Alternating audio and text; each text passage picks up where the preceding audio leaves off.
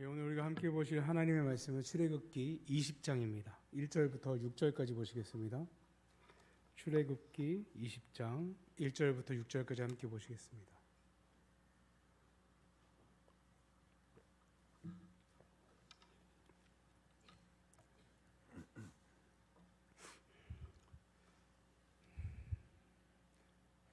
다 찾으셨나요? 아멘. 제가 먼저 읽겠습니다.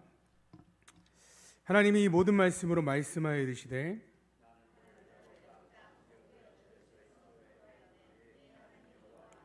너는 나 외에는 다른 신들을 내게 두지 말라.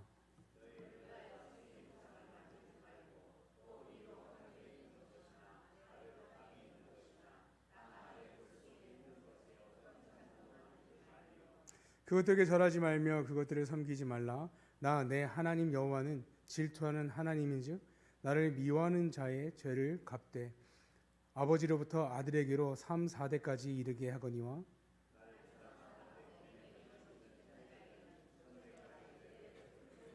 아멘.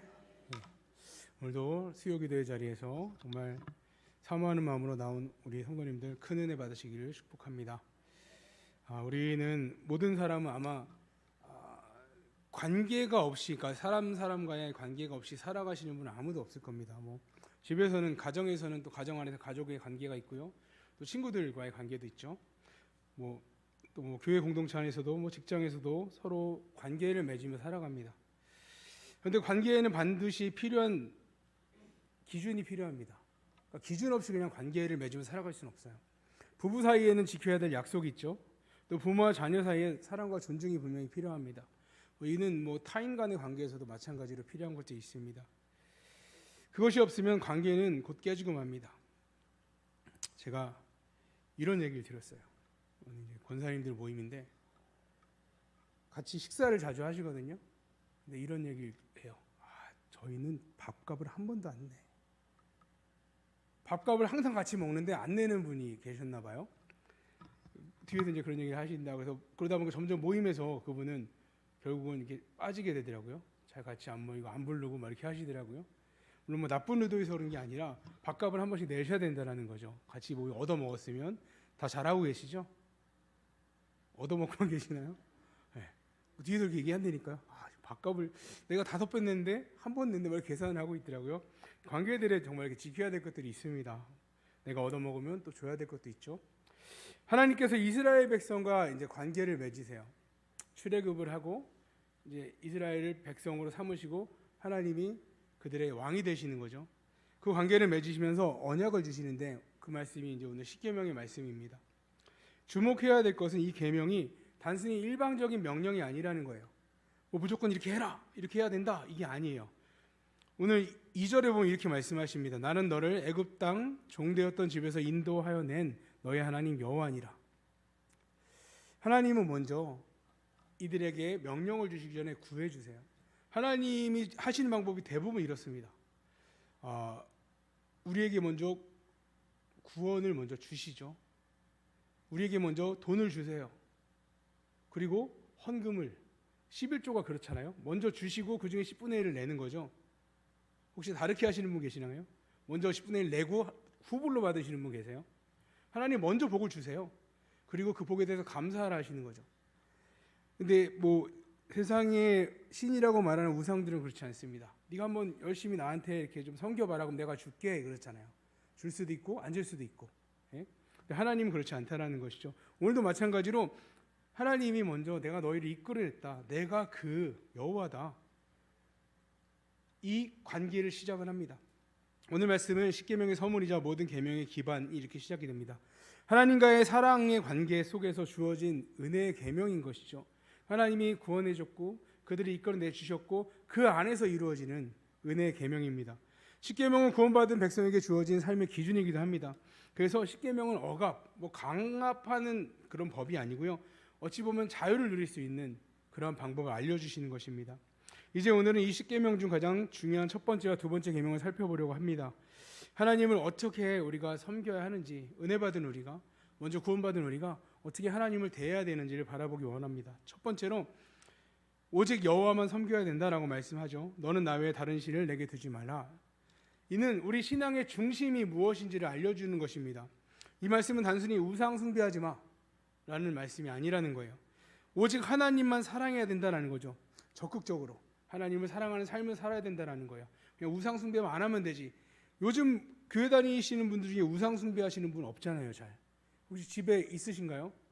제가 미얀마에 단기 선교를 청년 때 간 적이 있었는데, 미얀마는 불교 문화거든요. 미얀마에 뭐 양곤에 가면 쉐다곤 파고다라고 큰 사원이 있는데 막 금덩어리로 막 발라져 있어요. 사람들은 가난한데. 그리고 제가 인상 깊게 본 게 그것 때문에 제가 이제 사회복지 시작하게 됐는데, 3살짜리인가 2살짜리 어린 아기를 엄마 아빠가 이렇게 절을 시켜요. 제가 보기엔 넘어졌어요. 넘어진 거예요. 근데 엄마 아빠 절했다고 넘어져. 우리 애가 저 불쌍해 절을 했다고. 어쨌든 이 불교 문화권에 있는데, 제가 뭐를 말씀드리려고 하냐면요, 그 YMCA 회장님 집에 갔어요. 그분이 젓가락 공장을 하거든요. 그 대나무 젓가락을 공장을 하시는데, 그 집에 가운데 자랑스럽게 보여준 게 있어요. 예수님의 형상이 있는 신단이 있어요. 거기다 아침마다 이렇게 향을 피우고, 그렇게 불교식으로 약간 그렇게 믿으시는 것 같더라고요. 하나님을 섬겨야 되는 방법이 올바로 전해지지 않은 거죠. 제가 보기엔 그랬어요. 우리가 우상 숭배를 금지하는 건 하나님만 사랑해야 되는 건데, 방법이 너무 중요합니다. 어떻게 해야 될지. 하나님만이 나의 유일한 하나님이심을 고백해야 됩니다. 만약에 온전히 하나님의 말씀을 받다면 그것이 우상 숭배인 걸 알았을 거예요. 그렇게 행하는 것이 나중에 고쳐지겠죠. 출애굽기 20장 2절에 나는 너를 애굽 땅 종되었던 집에서 인도하는 내 하나님 여호와니라. 좀 전에 읽었던 말씀이죠. 이 말씀은 뭐냐면, 애굽에서 구원하신 하나님께서 애굽에 있는 수많은 신들 중에 하나가 아니다라는 것을 선포하는 것입니다. 이름이 기록된 것만 1,500개가 넘는데, 애굽의 그 우상들이요. 이름이 기록되지 않은 신들은 더 많죠. 여러 가지 자연물, 생명체, 생사 화복, 죽음, 태어남, 모든 것들을 신으로 만들어서 복을 빌고 있습니다. 그러한 세상 속에서 이스라엘 백성이 살았어요. 하나님께서 10가지 재앙을 통해서 이스라엘 백성을 이끌어내시죠. 그들의 우상을 다 부수고 승리한다라는 의미를 우리 너무나 잘 알고 있습니다. 출애굽기 12장 12절을 보면, 내가 그 밤에 애굽 땅에 두루 다니며 사람이나 짐승을 막론하고 애굽 땅에 있는 모든 처음 난 것을 다 치고 애굽의 모든 신을 내가 심판하리라. 나는 여호와라. 이 10가지 재앙은 이 의미라는 거예요.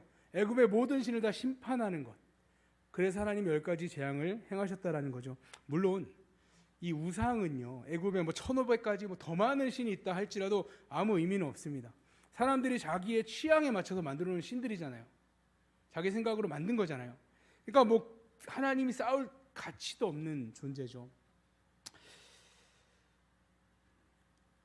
아무 의미 없는 거예요. 그 싸움 10가지 재앙은요. 그렇게 보면요. 시편 115편에 보면 이렇게 기록되어 있는데요. 그들의 우상들은 은과 금이요 사람이 손으로 만든 것이라. 입이 있어도 말하지 못하며, 눈이 있어도 보지 못하며, 귀가 있어도 듣지 못하고, 코가 있어도 냄새 맡지 못하며, 손이 있어도 만지지 못하며, 발이 있어도 걷지 못하며, 목구멍이 있어도 작은 소리조차 내지 못하느니라. 아무것도 아니다 얘기하시죠. 길 가다 보면 대리석을 가공하는 데 보면요, 부처상을 막 깎거든요. 큰 거를 깎을 때는 얼굴을 주저앉아서 얼굴 위에서 깎아요. 막. 그런데 비켜라, 숨 못 쉬겠다, 말을 못해요. 그냥 깎이고 있죠. 돌이. 아무 의미 없는, 쓸데없는 겁니다. 그러면 하나님이 10가지 재앙을 내린 것을 아무 의미가 없는데 왜 하셨을까요? 의미가 없는 거잖아요. 그 이유는 이스라엘 백성의 연약함 때문이에요. 출애굽기 14장 31절에 이렇게 기록되어 있습니다. 이스라엘이 여호와께서 애굽 사람에게 행하신 그 큰 능력을 보았으므로 백성이 여호와를 경외하며 여호와와 그의 종 모세를 믿었더라. 이들의 삶은 우상에 찌든 삶입니다. 400년이에요. 최소 400년. 그들이 이제는 우상이 있는 존재라고 믿을 거예요. 그 기간을 지내면서 애굽을 번성케 했던 그 많은 우상들, 화려한 피라미드 많이 있잖아요. 지금도 많이 그런 남아 있잖아요. 그 우상들의 흔적이. 그들은 믿었어요. 근데 하나님께서 10가지 재앙을 통해서 그들 안에 있는 우상을 향한 마음을 다 깨부숴 주신 거예요. 아무 의미 없는 거야. 내가 이렇게 다 죽일 수 있는 아무것도 아니야 라고 알려주신 거죠. 예전에 사역하던 교회 담임 목사님께서 처음 교회 나오신 분인데, 그 성도님들이 예수님을 믿게 됐고 이제 처음 등록 신방을 갔는데 집에 곳곳에 부적이 막 붙어 있는 거예요. 이거 왜 안 띄셨어요? 그랬더니 무섭대요. 이거를 함부로 띄기가 어렵다는 거예요. 이거는 남편의 어떤 뭐를 막아주고 하여튼 그런 의미를 막 붙여놨는데, 그래서 목사님이 그럼 내가 떼어도 되겠냐? 떼시라고. 다 떼어갖고 왔대요. 그러니까 오랫동안 그 부적에 휩쓸리며 살았던 인생이기 때문에 무서운 거예요. 아직도 예수님을 믿지만 교회 다니지만 아직도 두려운 마음이 남아있는 거죠. 그러니 이스라엘 백성은 400년의 기간 동안 그 우상들을 바라보고 살았잖아요. 그들을 지배하던 나라의 우상들, 그 강력한 우상들을 보고 살았죠. 그래서 하나님께서 이스라엘 백성을 그 애굽에서 끌어낸 육체적인 자유만을 한 게 아니고요, 영적인 자유까지 하나님이 획득해 주신 거예요. 다 무너뜨리면서 니네가 그렇게 무섭게 바라봤던 것들이 아무 의미가 없다는 것을 알려주시는 거죠. 그래서 어둠의 권세에서 끌어내어 자유를 주신 거죠. 이스라엘 백성의 속에 자리 잡았던 애굽의 우상들을 10가지 재앙으로 철저하게 하나씩 다 무찌르셨습니다. 이는 우리를 속박하던 죄, 우리가 죄의 종으로 살았었잖아요. 그 죄를 하나님이 다 부셔주신다는 것도 우리가 믿어야 하는 것입니다. 이 세상의 그 어떤 것들, 돈과 권력, 지식, 사람들이 하는 인정들, 어떤 것도 우리를 구원할 수 있는 것은 없습니다. 잘 아시잖아요. 돈으로도 못 가. 찬양 아시죠? 우리 어렸을 때 막. 근데 요즘 애들은 그거 안 해. 너무 아쉬워요. 요즘 애들도 옛날 찬양이 되게 직관적이고, 왕왕왕 나는 왕자다 아시죠? 나는 구원열차. 네. 어떤 것도 우리를 구원에 이르게 할 수 있는 세상에 어떤 것도 없습니다. 근데 그 죄악된 세상 속에 오래 살다 보니까 익숙해져 버리는 거죠. 그러니까 우리가 교회를 다니지만 예배를 드리지만 마음은 세상에 다 가 있는 거예요. 하나님의 명령, 하나님이 나에게 주신 말씀이 아니라 그냥 세상에 거하는 사람이 왔다 가는 거예요.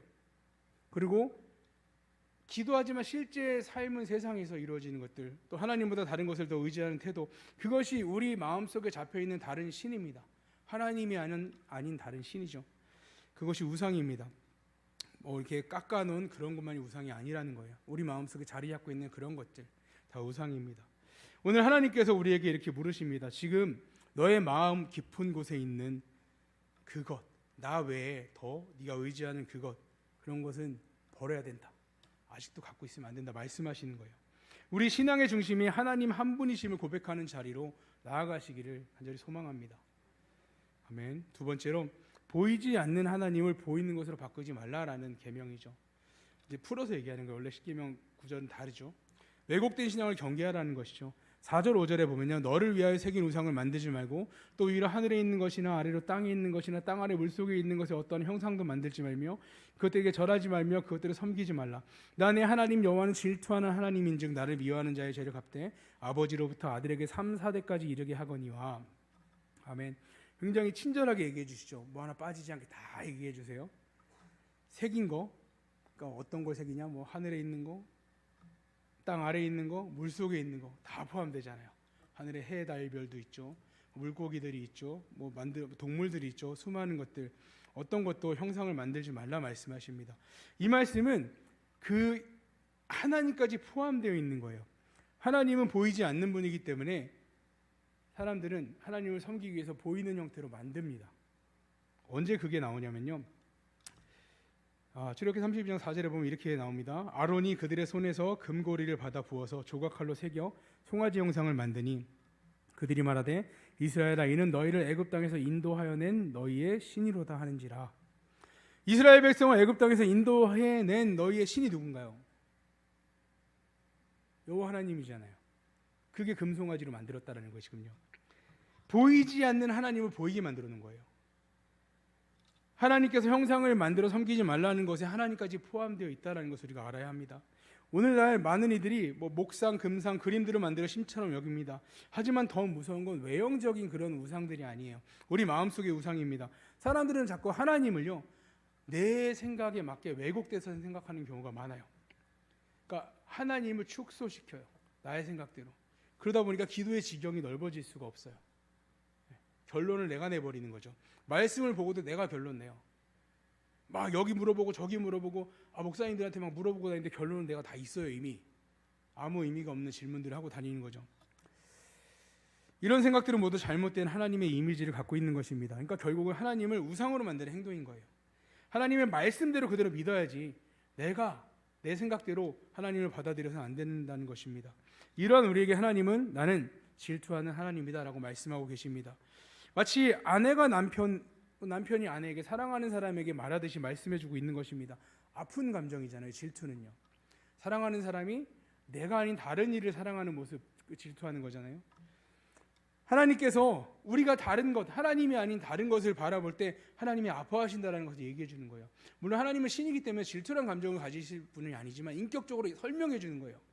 내가 너희들 때문에 이렇게 아프다, 내가 너희들 때문에 이렇게 슬프다 라고 말씀해 주고 있는 것입니다. 하나님은 그 질투하신 하나님은 슬퍼하시고요, 아파하시고요, 때로는 징계하기까지 하십니다. 결국 왜곡된 신앙은, 하나님을 올바로 바라보지 못한 신앙은 나를 망가뜨리게 되는 것입니다. 왜냐하면 참 하나님이신 그분이 아니라 내가 만든 하나님을 섬기게 만들기 때문입니다. 그게 금송아지예요. 그러면 우리는 하나님의 말씀 안에서 바로 알아야 합니다. 하나님은 진리고 사랑이고 거룩한 분입니다. 그 어떠한 형상이나 이미지로도 다 설명할 수가 없습니다. 하나님을 우리의 눈에 보이는 존재로 제한하지 마시기 바랍니다. 그래서 하나님께서 하나님을 알려주시기 위해서 우리에게 성경을 주신 거예요. 성경을 읽으면 우리는 하나님을 알게 되는 거예요. 하나님이 우리를 어떻게 사랑하시고 하나님이 우리를 어떻게 살라고 하시고 이런 것들이 다 성경에 있다는 거죠. 혹시 성경이 집에 어디 주일 막 나오는데 찾기 힘들어서 어디였지? 막 이렇게 찾으시나 하시나요? 네? 내 성경 갖고 다니는 게 제일 좋아요. 네. 힘들죠, 무겁죠. 근데 내 성경이 제일 좋아요. 줄 긋고 기록하고 이게 다 내 거잖아요. 근데 요즘은 점점 이게 줄어가는 것 같아요. 이제 스마트폰으로 보는 시대가 됐고 막 그런데 물론 시대가 바뀌어도 그게 더 좋은 것 같아요, 저는. 네, 그래서 저도 막 껍데기 막 갈고 하거든요. 껍데기 막 부스러지잖아요, 요즘요. 이 기록된 성경을 통해서 우리는 하나님을 알 수 있습니다. 세 번째로, 하나님을 사랑하는 자에게 하나님은 천대까지 은혜를 베푸시는 분입니다. 언약은 계속 이어지는 거예요. 나로서 끝나지 않아요. 우리 자녀들을 통해서, 또 우리 부모님을 통해서 나에게 이어지고 하죠. 6절에 나를 사랑하고 내 계명을 지키는 자에게는 천대까지 은혜를 베푸느니라. 이 말씀은 하나님의 언약의 신실함을 보여주는 거예요. 잠깐이 아니라 영원한 언약을 주셨다라는 거죠. 하나님은 죄에 엄중하시지만 사랑과 순종에는 천대까지 복을 주시는 분이십니다. 이 천대는 어떤 지금 몇 대니까 몇 대 남았네 이런 천대가 아니고 영원하다는 것을 이야기하는 것입니다. 영원히 끝까지 끊이지 않고 하나님의 은혜가 이어짐을 말씀해 주고 있는 것입니다. 우리가 드리는 예배가, 우리가 눈물로 드리는 기도, 하나님 앞에서 지키려는 작은 순종 하나도 하나님은 꼭 기억해 주세요. 그리고 은혜를 갚아주십니다. 그리고 그 은혜는 우리 자녀에게도, 또 그 자녀의 자녀에게도 믿음의 유산으로 흘러갑니다. 세상은 오늘만 보고 살지만 하나님이 바라보는 시선은 천대, 영원에 있습니다. 사랑하는 성도 여러분, 우리가 지금 어떤 결단을 하냐에 따라서 우리가 먼저 바뀌고요, 우리 가정이 바뀌고요, 우리 교회가 바뀌고 이 세상이 바뀝니다. 나는 오늘 하나님만 섬기기로 결단하겠습니다 라고 결심하시기 바랍니다. 이 고백이 우리 가정을 살리고 우리 교회를 살립니다. 다른 어떤 것도 살릴 수 있는 방법이 없어요.